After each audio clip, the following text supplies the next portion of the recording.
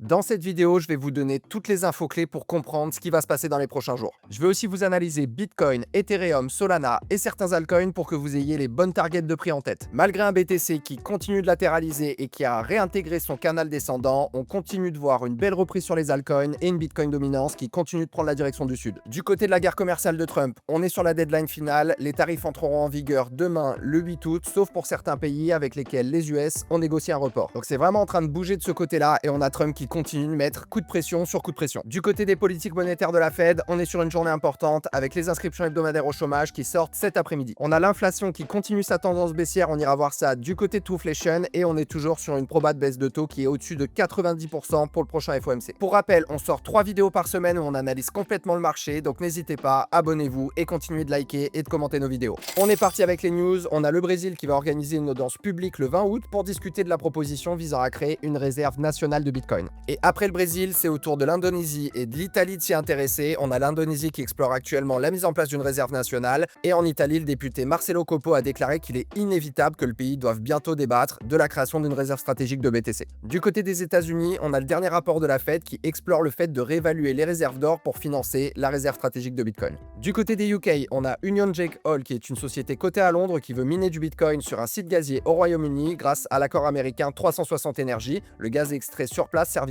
à alimenter les machines de minage. Autre bonne nouvelle, on a Parataxis Holding qui fusionne avec la SPAC Silverbox Corp 4 pour justement lever 640 millions de dollars en vue de lancer une société de trésorerie de Bitcoin qui sera cotée au New York Stock Exchange. On a également Laser Digital qui obtient la première licence à Dubaï pour proposer des produits dérivés crypto aux investisseurs institutionnels. On a également Rumble qui est le grand rival de YouTube qui a annoncé l'intégration du Lightning Network pour permettre les tips en Bitcoin aux créateurs de contenu. Ça bouge aussi du côté du Canada, on a Coinbase qui permet l'intégration de PayPal pour que les utilisateurs canadiens puissent acheter et vendre des cryptos. On part du côté du Japon, on a SBI Holding qui dépose une demande pour lancer des ETF Bitcoin et XRP au Japon. Du côté de MicroStrategy, on a 60% des avoirs en Bitcoin qui ont été acquis après l'élection de Trump, comme quoi la clarté réglementaire, ça met un vrai FOMO sur les entreprises. On a aussi le hash rate du Bitcoin qui vient d'atteindre un nouvel ATH, signe que le réseau se renforce de jour en jour. On arrive sur les tarifs US, on a donc le président Trump qui déclare que les tarifs réciproques entreront en vigueur à minuit et que des milliards de dollars vont commencer à affluer aux États-Unis. Trump a également menacé d'imposer un tarif de 35% à l'Union européenne si elle ne respecte pas ses engagements commerciaux. Trump a également annoncé une annonce de tarif de 100% sur tous les semi-conducteurs qui entrent aux États-Unis. Il exempte bien évidemment les entreprises qui construisent en Amérique. Il a également annoncé officiellement un plan d'investissement de 600 milliards de dollars pour Apple afin d'implanter des usines de fabrication directement aux États-Unis. Et il vient de remettre un énorme coup de pression sur l'Inde en signant un décret qui impose un tarif supplémentaire de 25%. C'était déjà 25, donc ça passe à 50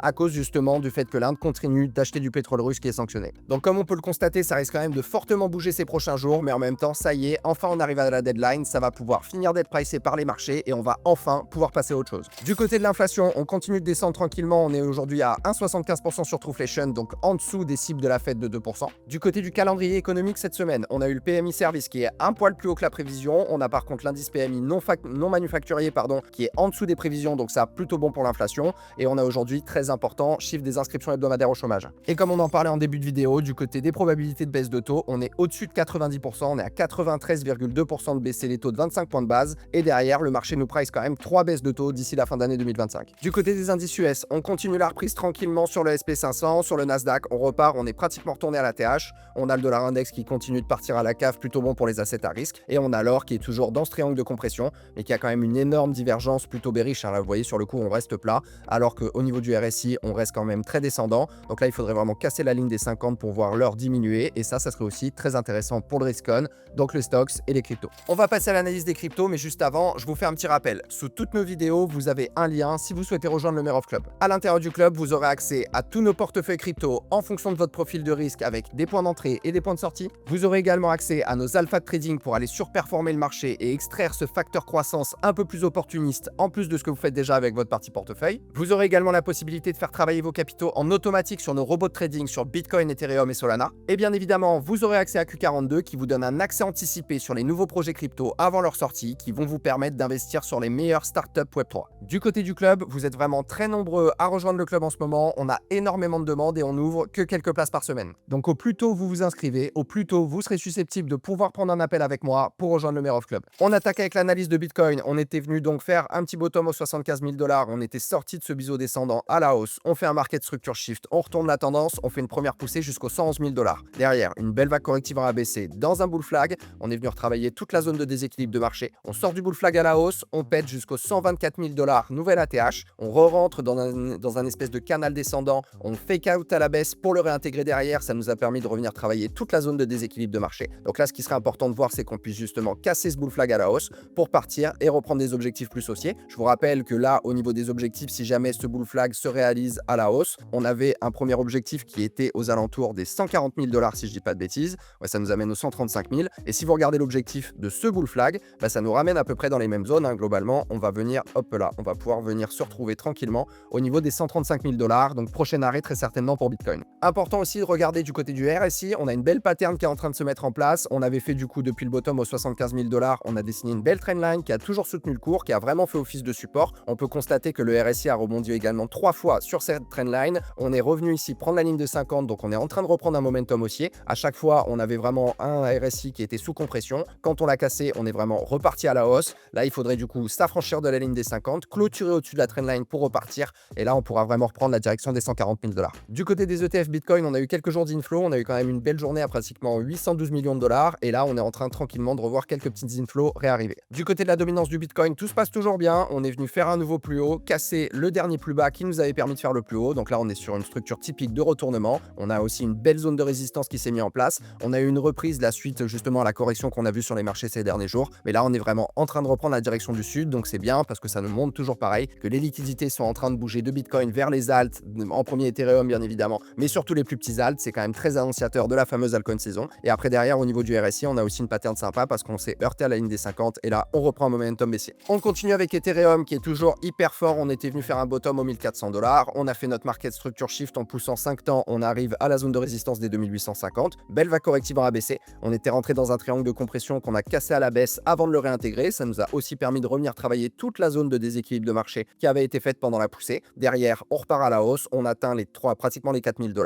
Petite vague corrective, mais là, ça y est, Ethereum, il est déjà en train de faire une reprise. On a vu un beau rebond sur la ligne des 50 au niveau du RSI qui nous signale une reprise du momentum haussier. Au niveau des points importants qui ont déjà été atteints du côté d'Ethereum, donc moi je pense qu'on était dans une grande vague 1, une vague de corrective, on est reparti pour une 3. On a eu les 1 pour 1. Prochain objectif, les 1,618 au niveau des 4500 $. Du côté des ETF Ethereum, on a eu aussi 2 belles journées d'outflow. On est sorti pratiquement à voilà, moins 465 millions de $. On voit une petite reprise aussi depuis 2 jours. Mais là, toujours pareil, le FOMO institutionnel, on le voit quand même ces derniers temps, il est beaucoup plus du côté d'Ethereum que du côté de Bitcoin. Et on peut bien évidemment le constater du côté d'ETH contre BTC qui avait ETH sous-performé Bitcoin depuis plusieurs années maintenant. On avait aussi une belle pattern sur le RSI, on était vraiment sous une compression. On a réussi à casser cette compression, on a pris la zone des 50 et là derrière, on est en train de taper dans les plus hauts. On est vraiment en train d'avoir un très très fort momentum d'Ethereum contre Bitcoin et on le voit d'ailleurs, vraiment une structure très haussière. On a fait un market structure shift en venant casser le dernier plus haut ici qui nous avait amené à faire le dernier plus bas. Donc là, on est reparti. Là, à mon avis, le prochain point d'arrêt au niveau des 0,04 et ça, encore une fois, comme vous le savez, c'est très annonciateur d'une alt saison parce que vous avez toujours déjà les liquidités qui passent de Bitcoin vers Ethereum et ensuite d'Ethereum vers le reste du marché. On a également une belle reprise du côté de Solana. On était venu faire un bottom aux 95 $, un joli market structure shift, une première poussée en 5 temps qui nous amène aux 185 $ dans une zone quand même de résistance assez forte. On a fait une belle correction en ABC, on est revenu en zone de rechargement de longue de tout le mouvement. On repart derrière en direction du nord, on arrive aux 205 $, prise de profit des portefeuilles aux 200 $ d'ailleurs, belle correction. Et là, on est toujours à mon avis dans cette grande vague 3, vraiment dans cette fractalité typique d'un mouvement haussier. Une grande 1, une grande 2, on est dans une grande 3. Les points importants à garder en tête si jamais vous prenez le bas de votre 1, le haut de votre 1 et le bas de votre 2. Ce qui serait bien, c'est qu'on atteint déjà dans un premier temps les 1 pour 1 et ensuite on a les 1,618 qui nous attendent tranquillement aux 271 $ sur Solana, sachant qu'aussi on est en train de reprendre la ligne des 50. On avait un RSI qui était sous une trendline baissière, on l'a cassé, donc là on est en train de reprendre un momentum haussier, donc il y a de fortes probabilités qu'on reprenne la direction du nord dans les prochaines semaines. Belle reprise également du côté du BNB, donc on était venu, vous vous souvenez, faire un petit top local aux 770 $ globalement, une belle corrective en ABC. On a eu une reprise avec un market structure shift qui nous a permis de faire une vague 1, une 2 qui retrace dans la zone de rechargement de longue de tout le premier mouvement. On part sur une 3, une CAC corrective et on a lancé la grande 5. Là, les points importants qui ont été déjà atteints justement du côté de BNB, vous prenez le bas de votre 1, le haut de votre 3, le bas de votre 3 et derrière le bas de votre 4, pardon. Et après derrière, vous voyez, on a atteint les 1 pour 1. La prochaine arrêt, si jamais on continue le momentum aussi du côté de BNB, c'est les 1,618 aux 910 $. En plus, on peut constater que sur le RSI, on a quand même une belle reprise, un beau rebond sur la ligne des 50. Donc c'est plutôt annonciateur d'une reprise en direction du nord. Jolie reprise en cours également du côté de SUI. Donc vous vous souvenez, on était venu faire un bottom au 1,73, un market structure shift en poussant 5 temps. On arrive déjà aux 4,11 $. On fait une belle corrective en ABC. ABC qui nous ramène dans la zone de rechargement de longue de tout le premier mouvement. On reprend la direction du nord, on vient faire un nouveau top local au 4,45. Derrière, petite vague de liquidité suite à ce qui s'est passé sur les marchés ces derniers jours. Et là, ça y est, on est en train de réimprimer du W. On est en train de casser la ligne des 50, ce qui va vraiment aussi nous ramener un momentum haussier. Donc là, je pense qu'on est toujours dans cette fractalité de grande 1, grande 2 et grande 3. Quels sont les points importants à garder en tête justement du côté de SUI? Vous prenez le bas de votre 1, le haut de votre 1 et le bas de votre 2. Donc là, les prochains points à garder en tête, c'est au niveau des 1 au 4,91. Et je pense qu'on pourrait certainement aller chercher les 1,618 si on a une belle vague au niveau des 6,53 $. Jolie reprise également du côté du XRP. On était venu faire un top local au 0,29 globalement. Une grosse corrective en ABC qui nous met dans un canal descendant qu'on est venu casser à la hausse. On a fait un joli market structure shift qui nous a poussé une grande 1, une de corrective qui nous a amené en zone de rechargement de longue de tout le premier mouvement. On repart à la hausse derrière. Est-ce qu'on est toujours dans cette 3 ou alors qu'on a fait la 4 et qu'on part pour la 5? Ça, difficile à dire. Moi, je pense qu'on est toujours dans la 3, sachant que pour le coup, on avait une belle divergence qui s'était mise en place ici du côté du RSI avant justement la reprise haussière.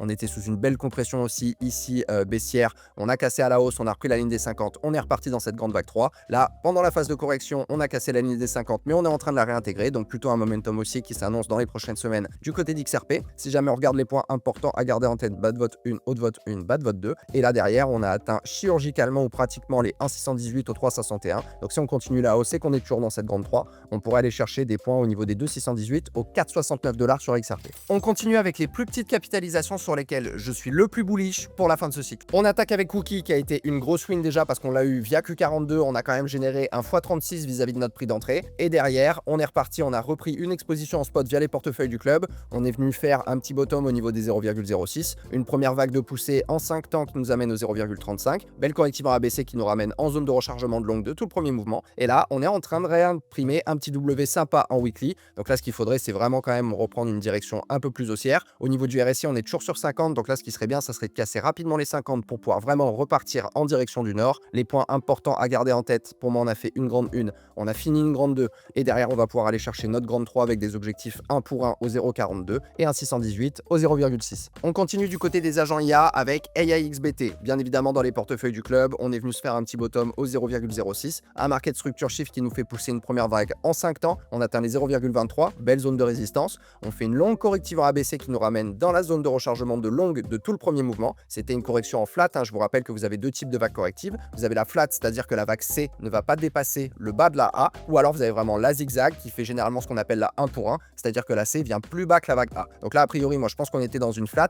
On a un joli W en weekly qui est en train aussi de se dessiner. Au niveau du RSI, on avait bien descendu, on était venu en dessous de la ligne des 50, on a bien cassé. Donc là, ce qui serait bien, c'est qu'on la reprenne pour vraiment reprendre un momentum haussier, mais là, d'un point de vue graphique, c'est quand même sympa. Les points importants à garder en tête du côté des AXBT, on a fait une grande 1, on vient chercher le bas d'une 2, et là derrière, si on prend les 1 pour 1, on se retrouvera au 0,29, les 1,618 au 0,41 et les 2,618 au 0,60. Et donc, vous vous rappelez, je vous le répète souvent, on est toujours pour moi dans cette fractalité de grande 1, une grande 2 et on est parti pour la grande 3. On reste du côté des agents IA avec AI16Z. Donc on est venu faire un joli bottom au niveau des 0,009, un market structure shift, une première poussée en 5 temps qui nous amène sur la zone de résistance des 0,4, une grosse corrective en ABC qui nous a amené sous la zone de rechargement de longue de tout le premier mouvement, un potentiel double bottom là qui est en train de se mettre en place avec aussi une correction en flat. Au niveau du RSI, on est aussi venu atteindre globalement pratiquement le même point que la dernière jambe baissière, donc on est peut-être potentiellement sur une reprise. Là, ce qu'il faudrait quand même, ça manque un peu de jus à AI16Z, mais ça reste toujours un hyper bon play à notre sens d'un point de vue rendement risque. Il faudrait vraiment recasser la ligne des 50 pour reprendre ce momentum haussier. Et derrière, les points à garder en tête, vous avez le haut de votre 1, le bas de votre 1, pardon, le haut de votre 1 et le bas de votre 2. Et là, vous pouvez aller chercher des objectifs de 1 pour 1 au 0,42, de 1,618 au 0,61. Ou alors, si on a une grosse vague 3, on ira chercher des 2,618 au niveau des 0,92. On continue avec un bêta de l'écosystème Solana. Vous savez qu'on adore Fog. On est venu faire un petit bottom au niveau des 0,02. Un beau market structure shift et une première vague en 5 temps qui nous pousse au 0,12. Une grosse vague corrective en ABC qui nous a ramené sous la zone de rechargement de longue de tout le premier mouvement. On espère aussi voir une reprise parce que quand même ça fait un moment que ça latéralise. On sait que c'est long, on a hâte aussi que ça se mette à pumper un peu plus fort du côté de Fog. Surtout qu'après c'est cool pour nous, on a quand même eu de longtemps dans les prix d'accumulation. Nous on en a accumulé sous 0,04. On pense que c'est vraiment le bon point d'un point de vue risque rendement. Là on a repris la ligne des 50, on fait pullback, donc là ce qu'il faudrait c'est vraiment pas recasser pour reprendre vraiment un momentum plus haussier et commencer à réeffectuer cette fractalité. Toujours pareil, de grande 1, grande 2 avant de reprendre la direction du nord pour une grande 3. On est venu faire hop là un bottom ici. Donc là, les objectifs d'une grande 3, ça serait les 1 pour 1 au 0,13, les 0,618, les 1,618 pardon, au niveau des 0,002, pardon, excusez-moi, je vais y arriver, ou alors les 2,618 au 0,3. Du côté de notre ami Pengu, écosystème abstract, donc plutôt bêta de l'écosystème Ethereum, grosse win du club, on en a accumulé pendant toute cette phase de descente, d'être latéralisation. Là, vraiment, on allait générer des perfs qui sont significatives. On a fait un joli bottom au 0,003, une première poussée qu'on a prise, bien évidemment, on est monté jusqu'au 0,017 en 5 temps après un market structure shift. On entre dans une belle zone de résistance, hein, d'ailleurs, je vais la dessiner, elle est importante ici, hop là. Et après, derrière, on est venu faire une belle corrective en ABC qui nous a ramené en zone de rechargement de longue de tout le premier mouvement. Reprise haussière d'une grande vague 3, on a atteint les 2,618 si jamais je dis pas de bêtises au niveau justement de cette vague 3, ouais, ou pratiquement, on l'a pratiquement atteint. Derrière, on a laissé quand même, on a explosé la zone de résistance au niveau des 0,017. On est parti à la hausse, on a laissé pas mal de déséquilibre de marché derrière nous, dont la dernière zone qui a été justement revisitée pendant cette phase là de respiration. Et là, on réimprime du W weekly. Franchement, c'est strong de strong le Pengu. On fait en plus un espèce de double bottom là au niveau de la ligne des 50. On a envie de reprendre un momentum haussier. Donc là, pour le coup, on est peut-être potentiellement toujours dans cette grande 3. Ou alors, on a fait une grande 4, mais qui me semble quand même un peu courte avant de prendre la grande 5. Sachant que généralement, comme vous le savez, quand la vague 2 est longue, la vague 4 est plutôt courte. Mais moi, je la trouve quand même extrêmement courte. Donc je pense qu'on est toujours dans une grande 3. Donc là, les prochains objectifs qu'on pourrait potentiellement atteindre du côté de Pengu, bah, ça serait pour le coup, hop là, ce qu'il y a au-dessus des 2,618, à savoir les 3,618 au niveau des 0,06. On continue avec les bêtas de l'écosystème Ethereum. Du côté de Mog, notre ami qui est en train de nous dessiner un beau W en weekly sur une belle zone de support. On était venu faire un joli bottom au 0,6026. On fait un market structure shift, on pousse en 5 temps. On arrive dans la zone de résistance là au niveau des 0,5012. Belle corrective en ABC qui nous amène en zone de rechargement de longue de tout le premier mouvement. On a refait une poussée. Belle vague de correction qui nous a ramené justement sur cette zone support. Et là, on est en train vraiment de réimprimer du W. On avait cassé la ligne des 50. Ça serait bien qu'on la reprenne pour pouvoir après vraiment retrouver un momentum beaucoup plus haussier du côté de Mog. Les points importants à garder en tête si jamais donc on avait atteint les 1 pour 1.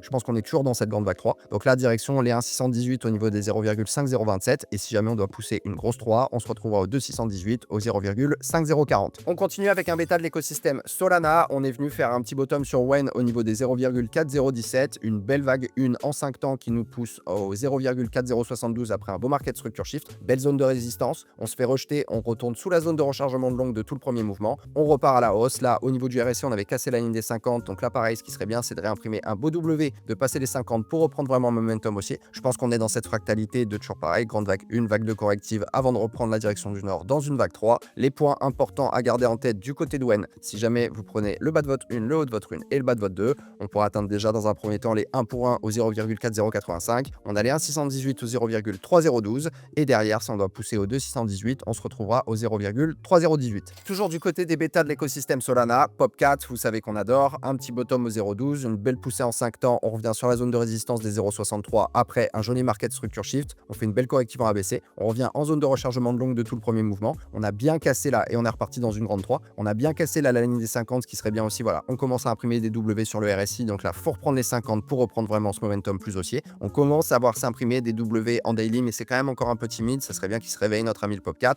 Et derrière, les points importants à garder en tête, on vient chercher toujours pareil, des 1 pour 1 au niveau des 0,75, des 1,618 au 1,08 ou alors des 2,618 pour les 1,61. Et on finit toujours avec un bêta de l'écosystème Solana, notre ami le bon qui nous a fait un joli bottom au niveau des 0,5087, un market structure shift, une grande 1 en 5 temps qui nous amène en zone de résistance au 0,425, on fait 0,4025 pardon, on fait une belle corrective en ABC, retour en zone de rechargement de longue, belle vague 3 qui à mon avis n'est pas terminée, je pense qu'on est toujours dans cette 3 parce que la vague 4 me paraît quand même un peu courte, la vague 2 était pas hyper longue, donc pour le coup je pense que si c'était une vague 4 elle sera quand même un peu plus longue, mais derrière je crois qu'on a déjà atteint il me semble les 1,618 si jamais je dis pas de bêtises, voilà un chirurgical encore une fois, le petit Fibonacci, on viendrait chercher potentiellement si on est toujours dans cette vague 3 le 2,618 à 0,4054 ou le 3,618 au 0,4071, on verra comment ça va se passer dans les prochains jours, mais là on a aussi un beau W, ça serait bien du coup qu'on casse la ligne de coup de ce W, qu'on accepte le support et qu'on puisse reprendre tranquillement la direction du nord, sachant qu'au niveau du RSI on est toujours quand même en dessous de la ligne des 50, donc là ce qui serait bien c'est de casser pour justement pouvoir repartir à la hausse de manière un peu plus pérenne. Voilà les amis, c'est tout pour moi, j'espère que cette vidéo vous a plu, comme d'habitude n'hésitez pas à liker, à commenter et à vous abonner à la chaîne si vous voulez voir plus de contenu comme celui-ci. La communauté grossit de jour en jour, vraiment on apprécie énormément toute la force que vous nous donnez, à la fois dans les commentaires, les likes, le nombre de vues, le nombre de personnes qui rentrent dans le club, on est vraiment hyper content, on vous engage à continuer et puis je vous rappelle que voilà, tout ce qui a été dit n'est pas un conseil en investissement, je vous partage juste ce qui pour moi fait sens, faites bien vos propres recherches, gérez bien votre risque, que le marché vous soit le plus favorable les mérovingiens, je vous dis dis à très vite dans une prochaine vidéo.